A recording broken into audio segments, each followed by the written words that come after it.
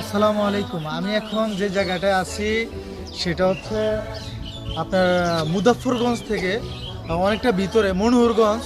এটা হচ্ছে চিতুষি থেকে অনেকটা ভিতরে। এটা হচ্ছে শাহ শরীফ মসজিদ। খুবই দৃষ্টিনন্দন একটি মসজিদ, যে শত শত বছরের পুরানো একটি মসজিদ।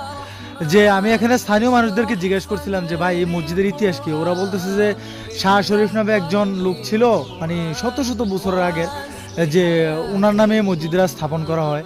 কিন্তু এই মসজিদের ইতিহাস হচ্ছে যে এটা কেউ জানে না যে এটা কত আগের এই মসজিদরা।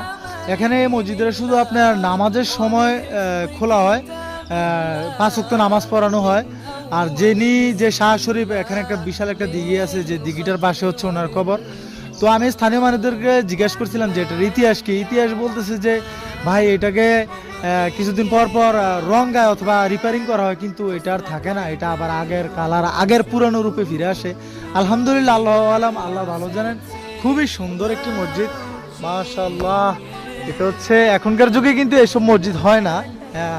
কারণ হচ্ছে এখনকার যুগে শুধু কে কত বড় মসজিদ করতে পারে সেটা হচ্ছে কিন্তু এত সুন্দর দৃষ্টিনন্দন একটা মসজিদ, মানে খুবই সুন্দর।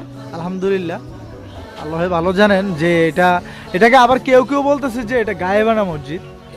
এখন বাকিটা সবকিছু আল্লাহ জানে, যে গায়েবানা মসজিদও বলে, আবার এটাকে বলা হয় যে শাহ শরীফ মসজিদও বলা হয়। খুবই সুন্দর একটি মসজিদ। নামাজ ব্যতীত এটার মসজিদে খোলা হয় না, আর না হয় ভিতরে অংশটুকু দেখে দাম।